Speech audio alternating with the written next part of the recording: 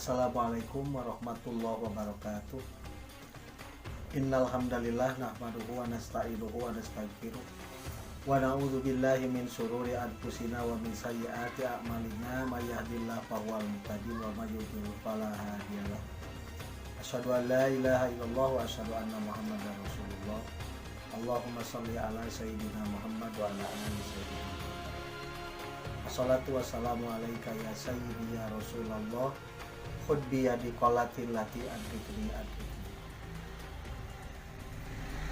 Puji dan syukur dipanjatkan kepada Dat Ilahi Robbi Allah Subhanahu wa Ta'ala yang telah mentakdirkan kita bisa melanjutkan kembali dalam kajian tafsir kekinian, melanjutkan surat Al-Muzammil yang sudah dilaksanakan pada pekan yang lalu. Sholawat dan salam disampaikan kepada seluruh para nabi dan para rasul yang dengan jasa-jasanya kita bisa mengetahui jalan hidup di muka bumi ini dengan jalan hidup yang benar yang diridhoi oleh Allah Subhanahu wa Ta'ala. Seiring juga pemirsa yang budiman yang sama-sama mengharapkan keridhaan Allah, bertepatan dengan bulan Ramadan yang penuh berkah di hari yang ketiga. Semoga apa yang kita lakukan menjadi keutamaan bagi diri kita untuk menjalani kehidupan kita di masa yang akan datang dengan diturunkannya keridhaan dari Allah melalui pelaksanaan ibadah saum ini. Baik, kita lanjutkan kajian tafsir Al-Quran, melanjutkan surat Al-Muzammil dari ayat ke-15 sampai terakhir. A'udzubillahi minasyaitonirrajim. Bismillahirrahmanirrahim. Inna arsalna ilaika rasulan syahidan. Inna arsalna ilaikum rasulan syahidan alaikum kama arsalna ila fir'auna rasulan.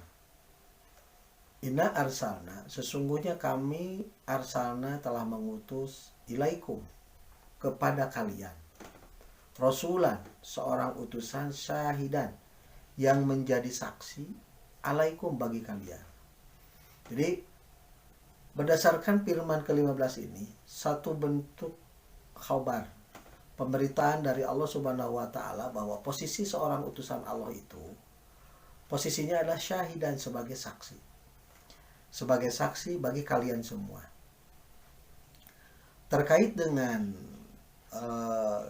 posisi seorang rasul sebagai syahidan, ini ada kaitannya juga dengan surat Al-Hajj ayat 78. Di surat Al-Hajj ayat 78 potongan ayatnya berbunyi begini. A'udzubillahi minasyaitonirrajim. Bismillahirrahmanirrahim. Liyakuna rasulu alaikum syahidan wa takunu syuhada 'alan nas. Liyakuna rasulu alaikum syahidan. Supaya terbukti seorang utusan itu, seorang rasul itu sebagai saksi kepada kalian. Watakunu syuhada 'alan nas, kemudian kalian bisa menjadi bukti, menjadi saksi bagi segenap manusia. Artinya di sini dengan kalimat inna arsalna ilaikum rasulan syahidan, diutusnya seorang rasul oleh Allah Subhanahu wa Ta'ala sebagai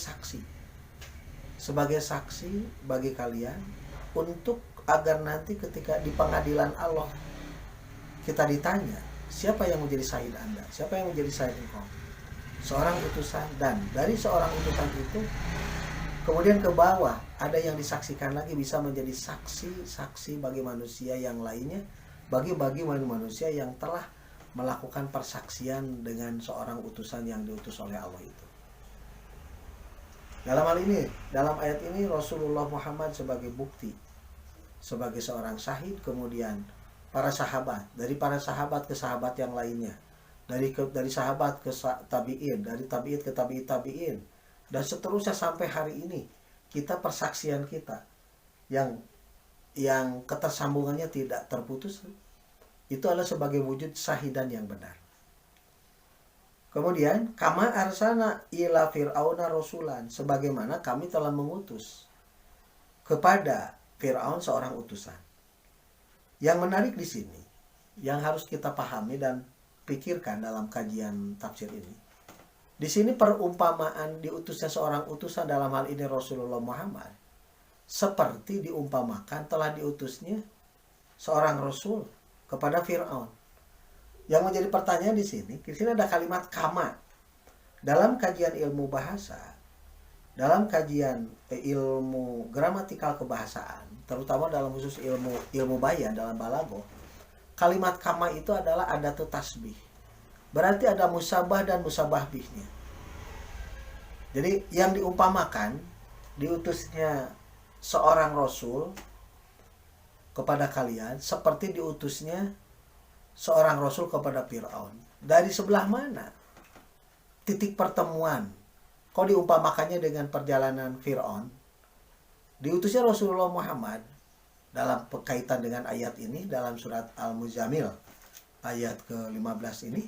Kenapa dikaitkannya dengan Rasulullah Musa? Rasulullah Muhammad dikaitkannya seperti pengutusannya itu diutusnya Rasul kepada Fir'aun. Perbandingannya, kesamaannya bahwa pada saat Rasulullah Muhammad diutus, di situ ketika perjalanan yang terjadi pada waktu itu Rasulullah dalam keadaan amul hujni, ditinggalkan oleh istri yang tercintanya, ditinggalkan oleh para pengikutnya karena meninggal dunia, para pembaca Quran, ditinggalkan juga oleh pamannya yang tercinta yang membackup dia selama perjalanan hidupnya. Begitupun oleh istri yang tercinta oleh dia. Ketika itu Rasulullah ketika menghadapi jazirah Arab yang begitu besar pengaruhnya, orang-orang Quraisy yang begitu besar pengaruhnya, Rasulullah sedikit ada kekhawatiran dalam dirinya. Sedikit dalam dirinya itu ada keterselubungan. Maka di sini kaitannya Al-Muzammil yang berselimut, maksudnya yang terselubungi dengan perasaan-perasaan yang menjalani dakwah sebagai seorang utusan Allah. Banyak hal yang harus ditahan, banyak hal yang harus diberhentikan. Nah, ketika ditahannya, ketika diberhentikannya sebagian yang mau disampaikan, maka oleh Allah diberikan petunjuk. Wahai yang berselimut, bangunlah engkau di waktu malam, berdirilah kepada Allah, menghadaplah kepada Allah. Kunci untuk melepaskan pengaruh-pengaruh pikiran, kekhawatiran Rasulullah, kemudian kehati-hatian yang penuh dengan kegalauan pada waktu itu, diselesaikannya dengan petunjuk oleh Allah. Qumil laila, berdirilah pada waktu malam. Kaitannya dengan Rasulullah Musa, kenapa? Kama arsana ila fir'auna rasulan. Kenapa dikaitkannya itu, diumpamakannya seperti diutusnya seorang rasul kepada Fir'aun. Fir'aun ya tentu kaitan dengan Nabi Musa, dengan Rasulullah Musa. Rasulullah Musa pun sama. Pada dirinya ada rasa terselimut, di mana dia harus melawan tirani yang begitu kuat, harus meluruskan, harus menjelaskan ketauhidan yang begitu dalam kepada Fir'aun yang begitu kuat posisinya. Seorang Rasulullah Musa pada waktu itu banyak sekali dibesarkan di istana dan meninggalkan istana pada waktu itu harus menyadarkan, harus memberikan petunjuk, harus menyampaikan tauhid yang benar kepada Fir'aunnya itu sendiri. Tentu di situ terjadi secara psikologi kejiwaan, bahwa ada perasaan di situ, ada kejiwaan di situ. Orang besar yang sebegitu pengaruhnya besar harus betul-betul diberikan keyakinan, disadarkan dengan petunjuk, dengan figur manusia yang Fir'aun sendiri tahu kepada Musa semasa kecilnya. Kemudian itu sekelumit kaitan antara diutusnya Rasulullah Muhammad dikaitkan dengan Rasulullah Musa. Fa'aso Fir'aunur Rasula fa'akhadnahu ahdan jamila wabila. Fa'aso Fir'aunur Rasula fa'akhadnahu ahdan wabila. Kemudian mendurhakai Fa'aso Fir'aun. Fir'aun itu mendurhakai Ar-Rasulah, seorang utusan. Lalu apa akibat dari pendurhakaan itu? Fa'akhadnahu ahdan wabila. Kata akhoda dalam kajian presisi Al-Quran, Daqaiqul Quran, akhoda itu mengambil. Namun kata akhoda itu bisa dengan makna majazi dan bisa bermakna hakiki. Kalimat yang ada di sini ini adalah kalimat yang bersifat majazi atau kalimat kajian metaforis. Fa'akhadnahu kalau kita terjemahkan secara lafdhiyah biasa, lalu kami mengambilnya. Fir'aun, lalu kami Allah mengambilnya, yaitu kepada Fir'aun. Ahdan dengan pengambilan, wabilan yang berat. Dengan pengambilan yang berat. Tentu di sini tidak nyambung kalau diterjemahkan secara hakiki.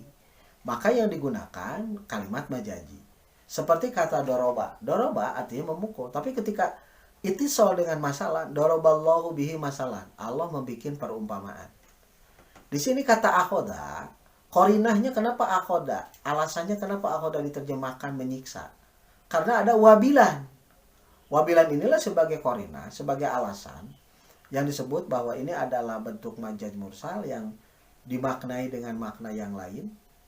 Fa'akhodnahu, lalu kami menyiksanya. Kami di sini Allah. Fa'akhodnahu, kami Allah menyiksanya, menyiksa Fir'aun itu. Ahdan dengan siksaan wabilan yang sangat berat. Wabilan dari segi kajian gramatikal bahasa ini adalah sigah mubalaghah yang sangat memberatkan, memakai kata-kata sangat. Artinya saking kedurhakaan yang dilakukan sebegitu besarnya, maka dampak dari siksaan yang Allah berikan pun sama sebegitu besarnya. Menginjak kepada ayat yang ke-17. Pakai patattakun in kafartum yauman yaj'alul wildana syiban. Pakai patattakun, bagaimana kalian akan bisa memelihara, menjaga diri? Bagaimana kalian akan bisa menjaga, memelihara diri? In kafartum, jika kalian kafir, jika kalian kufur, yauman terhadap suatu hari. Yaj'alul wildana syiban, yang Allah menjadikan seorang anak tiba-tiba syiban bisa menjadi beruban. Tentu pemirsa yang budiman, yang sama-sama mengharapkan keridhaan Allah Subhanahu wa taala. Kalimat di firman ke-17 pun ini adalah kalimat metaforis juga. Berdasarkan kajian ilmu balaghah, berdasarkan ilmu kajian ilmu ma'ani terkhusus di sini. Kalimat pakai patat takun. Kaifa ini huruf istifham. Pakai maka bagaimana tatakun kalian bisa memelihara, bisa menjaga. Kata kaifa di sini suatu kalimat yang tidak memerlukan jawaban. Dalam peristilahan ilmu balaghah, dalam istilah ilmu gramatikal bahasa yang berkait dengan balaghah, ini adalah yang disebut istifham lil inkari. Artinya pertanyaan tapi tidak memerlukan jawaban. Makanya di sini ada kalimat lanjutannya. Kaifa tatakun, bagaimana kalian akan bisa memelihara diri. Kalimat tatakun di sini ada yang menerjemahkan juga, ini maknanya bagaimana kalian bisa bertakwa. Namun di sini kaitan juga dengan persoalan keselamatan, kebahagiaan dan kesuksesan hidup manusia. Maka kalimat tatakun di sini dikembalikan kepada makna asal. Kalimat tatakun akar katanya dari wakoya. Kemudian dimasukkan, dibubuhi alif dengan ta sesuai dengan kajian ilmu semantik bahasa, ilmu sorof. Menjadi iutako. Kemudian kulibatil wawu ta'an, berdasarkan kajian ilmu ilal, dirubah dari wawunya huruf wawu menjadi huruf ta, menjadi ittaqo, yattaqi. Fi'il mudhari'nya tatakiyani, tatakuna. Pakai patattakuna, bagaimana kalian bisa memelihara diri? untuk mencapai kebahagiaan, keselamatan, kebahagiaan dunia dan akhirat. Berdasarkan kajian, berdasarkan kaitan dengan surat Al-Mujamil tadi di atas. In kafartum yauma, jika kalian mengingkari pada suatu hari, yaj'alul wildana siban, yang Allah menjadikan tiba-tiba seorang anak siban menjadi beruban. Ini adalah sebuah kalimat bentuk majaz isti'arah. Dalam kajian ilmu balaghah, dalam ilmu bayan ada disebut dengan majaz isti'arah. Ini kalimat pinjaman diumpamakan bahwa saking cepatnya perubahan waktu, bahwa perubahan waktu itu bisa berubah dengan cepat, dengan kejadian kiamat, dengan kejadian hari pembalasan itu bisa cepat. Diumpamakan perubahannya itu yauma yaj'alul wildana siban. Diumpamakan sebagai sebuah hari yang dijadikan oleh Allah secara tiba-tiba anak kecil bisa berubah. Maksudnya dalam waktu sekejap perubahan itu bisa terjadi. Perubahan itu bisa menimpa pada setiap pribadi-pribadi manusia sesuai dengan amal-amal yang dilakukannya.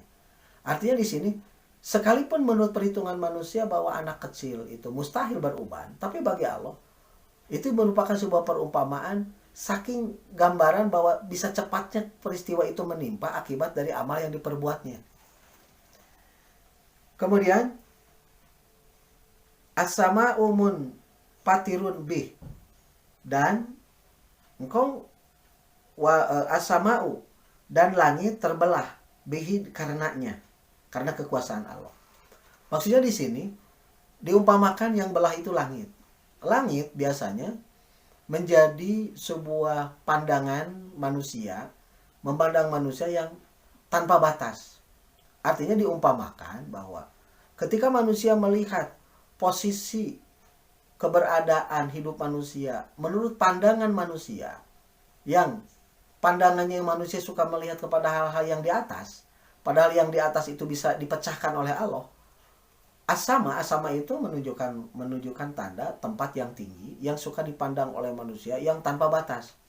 Kita suka melihat bagaimana kekuasaan manusia dengan hartanya suka dipandang oleh pribadi-pribadi manusia, memandang bagikan kita melihat langit. Seolah-olah manusia ketika dalam kejayaannya seolah tidak akan pernah dia jatuh dari kejayaan itu. Seperti hanya kita memandang langit. Ketika memandang langit, sesuatu yang pandangan itu tidak tanpa batas kelihatannya itu. Padahal satu ketika kata Allah, as-sama'u munfatirun bih, dan pada satu hari diumpamakan langit bisa terpecah bihi, dengan kekuasaan Allah. Maksudnya manusia dalam menyampaikan kebenaran suka terpengaruhi juga dengan aspek-aspek kemanusiaan tatkala yang dipandang, yang dilihatnya itu ketika menyampaikan kebenaran tentang petunjuk-petunjuk Al-Quran, sebagaimana perjalanan Rasulullah Muhammad, sebagaimana perjalanan Rasulullah Musa, memandang juga tidak sedikit aspek kemanusiaan itu ada. Dan itu terjadi pada manusia zaman sekarang, terjadi ketika menyampaikan kebenaran kepada penguasa, menyampaikan kebenaran kepada orang yang berharta, menyampaikan kebenaran kepada orang yang dipandang martabatnya tinggi. Seringkali orang merasa dirinya itu terselimuti, merasa dirinya itu tidak percaya diri. Padahal munfatirotun bih, itu semua bisa Allah pecahkan. Setinggi-tingginya ilmu manusia, setinggi-tingginya jabatan manusia, sebagaimana sekaya-kayanya manusia, itu munfatirotun bisa saja menjadi terpecah, bisa berubah dalam waktu sesaat. Karena kita ngambil pelajaran bagaimana ketika kita melihat orang bisa berubah nasib dalam sesaat ketika mendengar kejadian tsunami di Aceh, yang tadinya kaya raya, yang tadinya orang disegani, munfatirun, terpecahlah dia. Seketika itu dia menjadi jatuh miskin. Seketika itu pula dia menjadi melarat dalam waktu sekejap. Nah, kemudian karena wa'duhu maf'ulan, adalah terbukti janji Allah itu terlaksana. Maksudnya dari pelajaran ini bahwa janji-janji Allah itu ketika kita melaksanakan syariat dengan benar, syiar dengan benar, dengan berdasarkan petunjuk Al-Quran, janji Allah akan terlaksana. Apa yang kita sampaikan, apa yang kita tausiahkan, sekalipun tidak sedikit manusia yang meragukan, Tidak juga sedikit manusia yang kurang percaya kepada petunjuk-petunjuk. Namun pada satu ketika, kana wa'duhu maf'ulan. Adalah janji Allah itu maf'ulan, terlaksana. Kemudian ayat berikutnya, ayat ke-18, ke-19 maksud saya. Inna hadhihi tadkiratun faman syaa'a takhadha ila rabbihi wasila. Inna hadhihi, sesungguhnya hal itu, peristiwa yang di atas tadi, kaitan dengan Al-Mujamil, diumpamakan Rasulullah Muhammad seperti perjalanannya Musa, pelaksanaan ibadah di waktu malam. Hadhihi, hal itu semua, tadkirah, merupakan pengingat. Ila rabbihi sabilan, paman sa'a, maksud saya, maaf. Inna hadhihi tadkiratun, hal itu merupakan peringatan atau pengingat, sebagai pengingat. Paman sa'a, barang siapa yang menghendaki mengambil pelajaran untuk diingat, untuk dijadikan pelajaran, untuk diingat, untuk dihayati. Ittakhadha ila rabbihi sabilan, pasti ia akan mengambil jalan ila rabbihi, menuju Robnya. Maksudnya menuju Robnya itu petunjuk-petunjuk yang dari ayat ke-1 sampai ayat tadi diambil. Ittakhadha ila rabbihi sabilan, dijadikan jalan, dijadikan patokan untuk menjalani kehidupan. Kemudian ayat terakhir surat Al-Mujamil ayat ke-20-nya sebagai konklusi kesimpulan dari ayat ke-1 sampai ayat ke-19. Disimpulkan juga di firman ke-20. Inna rabbaka, sebagai khulasohnya, inna rabbaka ya'lamu, sesungguhnya Rabbmu mengetahui. Inna rabbaka, sesungguhnya Rabbmu, ya'lamu, senantiasa mengetahui. Annaka taqumu, mengetahui apa di sini?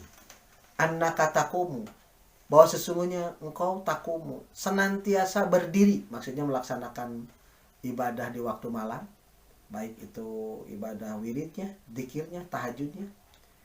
Annaka taqumu, sesungguhnya engkau taqumu, senantiasa melaksanakan. Jadi inna rabbaka ya'lamu, sesungguhnya Rabbmu mengetahui, senantiasa mengetahui bahwa sesungguhnya engkau taqumu, berdiri di waktu malam, adna, baik kurang, minasulusayil laili, baik engkau melaksanakan ibadah di waktu malam itu kurang dari 2/3 malam, wanispahu, atau kurang dari setengah malam, wasulusahu, atau kurang dari 1/3 malam. Maksudnya di sini gambaran bahwa Allah senantiasa mengetahui tentang apa yang dilakukan oleh panutan kita Rasulullah Shallallahu Alaihi Wasallam tentang pelaksanaan di waktu malam. Baik pelaksanaannya itu kurang dari 2/3 malam, atau dari setengah malam, atau kurang dari 1/3 malam. Kemudian wato ifatun minalladina ma'aku, dan Allah pun mengetahui segolongan dari orang-orang yang mengikutimu. Makanya tadi kaitan dengan qumil laila, berdiri di waktu malam, diususkan dulu perintah ini kepada seorang utusan, kepada Rasulullah. Kemudian setelah Rasulullah menjalaninya, menetapkannya, baru Rasulullah memberikan SK atau mengizinkan pengikut-pengikutnya untuk melaksanakan ibadah sesuai dengan yang dia contohkan, sesuai yang Rasulullah contohkan. Makanya di sini kalimatnya wato ipatun minalladzina ma'aku, dan Allah pun mengetahui segolongan dari orang-orang yang ma'aka, yang menyertaimu melaksanakan ibadah di waktu malam. Kemudian wallahu yuqaddirul laila wan nahar, dan Allah yuqaddiru, menetapkan, memberikan ukuran, al-laila, pada waktu malam, wan nahar, dan pada waktu siang. Alima, dia mengetahui, alan tahsuhu, bahwa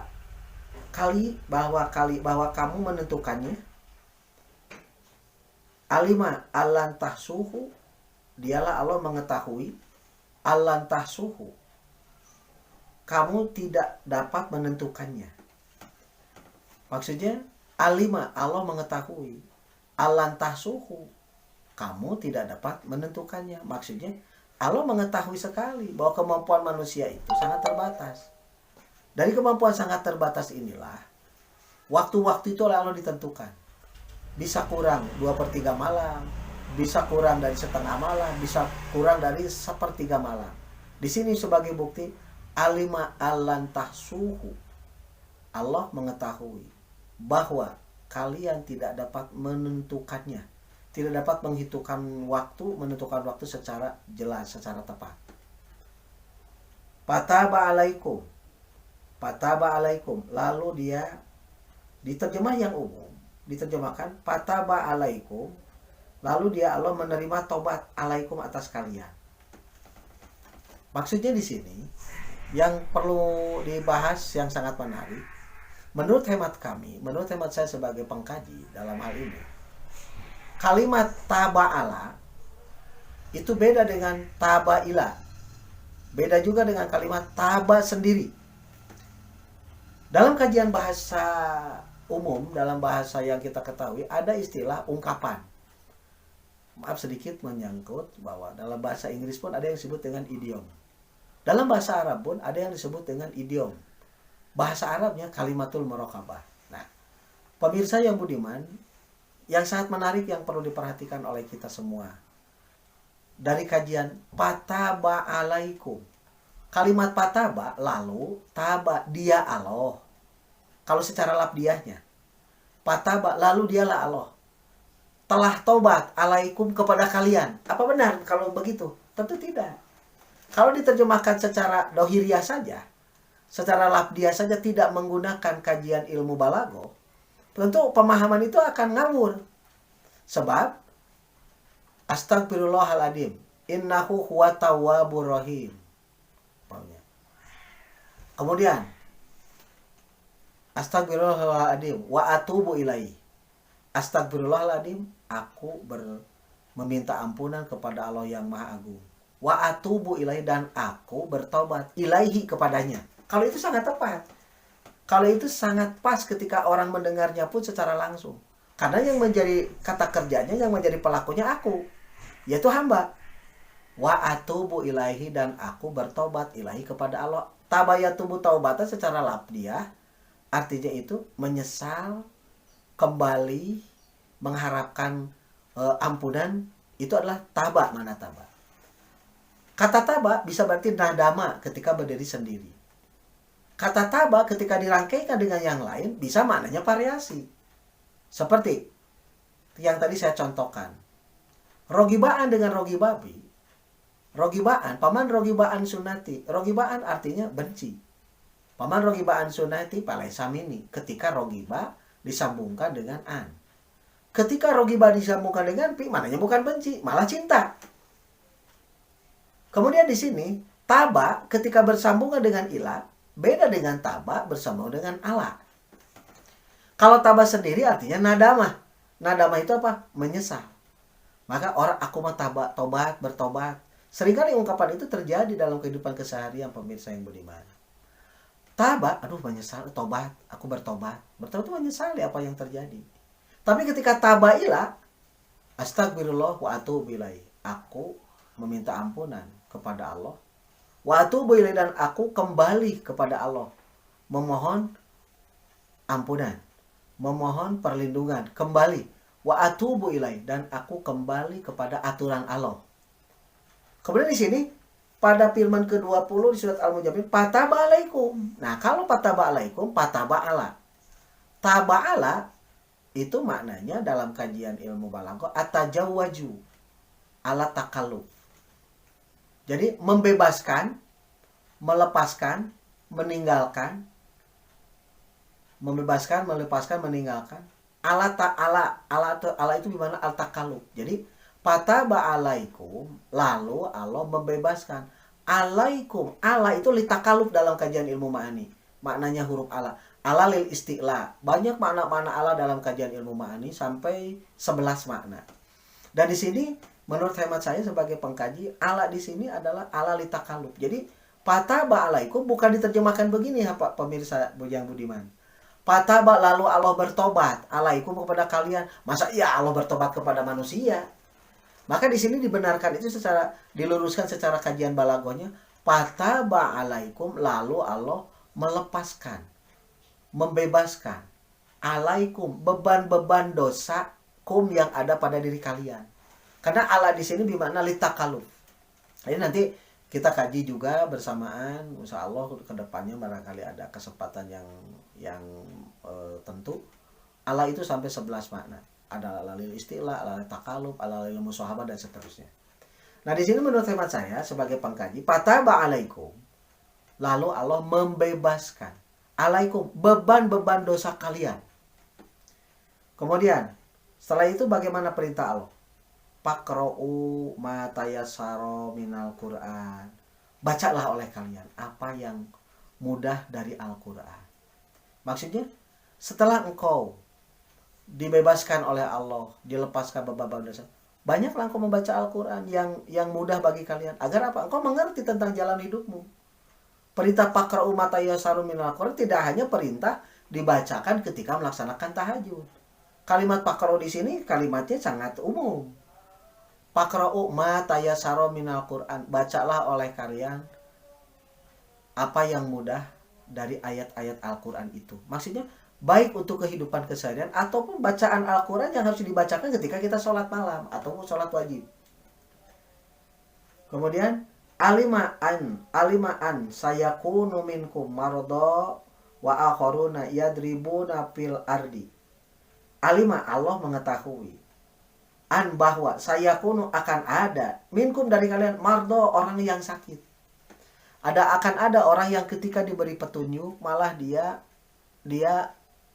tidak mengikuti petunjuknya, bahkan dia diberi nasihat dengan dasar petunjuk Al-Qur'an merasa sakit. Ketika dirinya terselimuti oleh persoalan hidup sebagaimana tadi di surat Al-Mujamil itu terselimuti oleh masalah, terselimuti oleh beban. Ketika diberi nasihat, peringatan oleh Al-Quran, ada yang tidak menerima. Bahkan dia menolak, bahkan sakit ketika diingatkan oleh firman. Wa akhoruna yadribu fil ardi. Dan ada juga yang lainnya yang mereka berjalan di bumi. Yabtaguna min fadlillah, yang mereka itu senantiasa mengharapkan karunia Allah. Dengan petunjuk yang orang itu baca dari Al-Quran, dengan petunjuk yang dia pahami dari Al-Quran karena dia mau membaca dengan mudah. Ada juga orang yang senantiasa dari petunjuk itu dia berjalan di muka bumi dengan petunjuk Al-Quran, dengan mengharapkan karunia yang Allah berikan. Tentu hadirin ihwatul iman, pemirsa yang budiman yang sama-sama mengharapkan keridhaan Allah, tentu beda kata rizkun dengan kata fadlun. Jadi yang harus dicermati dalam kajian tafsir dengan benar. Ketika kita meminta rizki kepada Allah, Allah senantiasa memberi rizki. Rizki makan, rizki minum, rizki hidup, rizki menghirup udara, itu rizki. Beda dengan fadlun. Kalau fadlun itu adalah sesuatu karunia, keutamaan yang diberikan di luar rizki. Maksudnya begini, ketika seseorang bekerja dengan hukum sebab akibat saja, seorang pegawai dengan gaji sebulan sekali umpamanya sekian, umpamanya diumpamakan sekian juta, umpamanya 5 juta.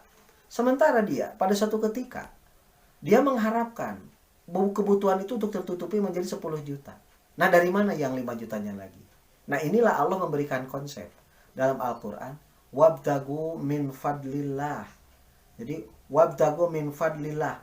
Maka engkau berharaplah kepada karunia Allah. Artinya ada sistem doa, ada metodologi doa, ada yang berkaitan dengan rizkun, ada yang berkaitan dengan fadlun. Jadi tidak diambil sebuah kesimpulan dari ini.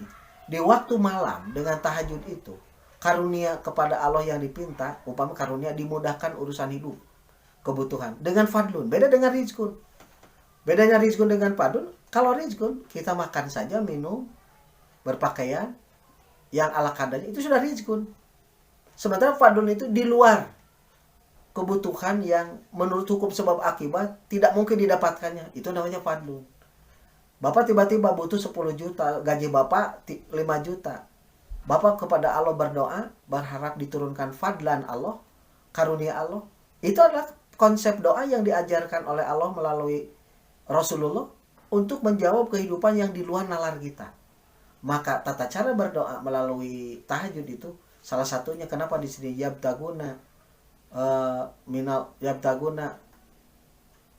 yabtagu min fadlillah. Mereka mengharapkan karunia Allah. Artinya hidup kalau berpikirkan harus selalu sebab akibat, tentu kita akan kerepotan dalam hidup. Kalau selalu dengan sebab akibat, kita akan kecapean. Kita kerja dapat duit, kita tidak kerja tidak dapat duit. Itu kalau sebab dengan sebab akibat.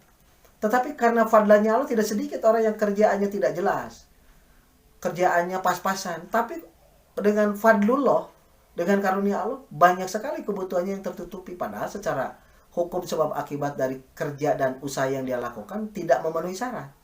Nah, itu yang disebut dengan konsep fadlullah. Jadi pemirsa, pelajaran yang bisa dipetik, cara berdoa yang menyampaikan di waktu malam, sebagaimana Rasulullah pun ketika terselimuti mengharap fadlullahnya itu turun kepada Rasul agar bisa menyampaikan syiar dengan baik, walaupun yang dihadapi orang-orang yang besar. Di saat Rasulullah mengalami amul hujni, tahun kesedihan, di saat beliau itu ditinggalkan oleh istrinya yang tercinta yang mendukung perjuangannya, oleh pamannya dan oleh pendukung-pendukungnya yang mereka pada waktu itu berguguran dipanggil oleh Allah. Kemudian di akhir ayat wa akharuna yuqatiluna fi sabilillah, dan yang lainnya pun ada setelah dibacakan Al-Quran yang mereka berjuang di jalan Allah, dalam arti berperang, dalam arti mempertahankan li'ilah kalimatullah melalui jalur perang. Kemudian Allah memerintahkan lagi, faqra'u ma tayassara minal Qur'an, bacalah oleh engkau yang mudah minhu dari Quran itu. Setelah engkau membaca Al-Quran, mempelajari dasar-dasar firman, baru ada perintah wa aqimus sholata wa atuz zakat, dirikanlah sholat, tunaikanlah zakat. Jadi pelaksanaan sholat, dimensi Qurannya bagaimana? Pasti itu ada. Setelah engkau mengetahui ayat-ayat Quran, petunjuk-petunjuk dari firman, metodologi sholat yang benar bagaimana, baru Allah memerintahkan sholat. Setelah engkau mengetahui bagaimana cara mengeluarkan harta dengan benar, baru Allah wa atuz zakat. Kemudian di sini ada perintah yang lainnya, wa aqridullaha qardon hasanan. Di terjemah yang ada, pemirsa yang budiman, diterjemahkan wa aqridullaha itu, dan berikan pinjaman kepada Allah, qardon hasanan, dengan pinjaman yang baik. Kalau menurut hemat saya sebagai pengkaji di sini, kalimat aqrada yuqridu, iqradan, ini adalah kalimat majazi. Jadi maksud di sini itu adalah wa aqridullaha qardon hasanan. Kalau diterjemahkan pinjaman, seolah bahasa tendensiusnya itu bahwa Allah itu bahasanya itu meminjam itu seperti Allah itu kekurangan. Di sini terjemah yang ada wa aqridullaha qardon hasanan. Tanpa saya berlindung dari memojokkan yang menerjemahkan ini, saya tidak bermaksud begitu, tapi saya menjelaskan wa aqridullaha qardon hasanan. Maka engkau berniagalah dengan Allah dengan perniagaan yang baik. Maka engkau berbuatlah untuk Allah dengan perbuatan yang baik melalui perniagaan yang berdasarkan aturan Allah. Jadi sini aqrado itu berbuat, bersikap. Wa aqridullah, berbuatlah, bersikaplah untuk Allah dengan sikap yang baik, dengan perbuatan yang baik. Wa ma taqaddimu li anfusikum, dan apa-apa yang kamu kerjakan untuk diri kalian, min khairin, dari yang terpilih, tajiduhu, pasti kalian akan mendapatkannya, indallah, di sisi Allah. Huwa khairan, dialah Allah mahadat, yang maha terpilih. Wa a'doma ajron adima, wa a'doma ajron, dan dialah yang lebih besar ajron, pemberi pahalanya. Oleh sebab itu, wastagfirullah, meminta ampunlah engkau kepada Allah. Innallaha ghafurur rahim, sesungguhnya Allah maha pengampun lagi maha penyayang. Pemirsa yang budiman, yang bisa saya simpulkan dari kajian surat Al-Mujammil ini, dari ayat pertama sampai ayat ke-20, ini adalah sebagai sebuah resep bagi kita semua dalam menjalani kehidupan dikala manusia terselimuti oleh problematika hidup yang begitu bergejolak, sebagaimana problematika hidup yang terjadi kepada para nabi, para rasul. Allah Subhanahu wa ta'ala memberikan sebuah resep di Al-Quran. Berdirilah pada waktu malam, berdoalah engkau, bacalah Al-Quran, dan sampaikanlah kepada Allah. Dimintakan karunia yang Allah janjikan diturunkan kepada kita. Dicukupkan hadirin ikhwatul iman yang sama-sama mengharapkan Allah Subhanahu wa ta'ala di bulan Ramadan ini. Pembahasan dicukupkan sekian. Semoga apa yang saya sampaikan sangat bermanfaat bagi saya yang menyampaikannya, juga kepada pemirsa yang mendengar kajian ini dan memperhatikan kajian ini. Ditutup dengan doa, Rabbana atina min ladunka rahmah wa hayyi lana min amrina rasyada. Rabbana atina fid dunya hasanah wa fil akhirati hasanah wa qina adzabannar. Billahi taufiq wal hidayah. Wassalamualaikum warahmatullahi wabarakatuh.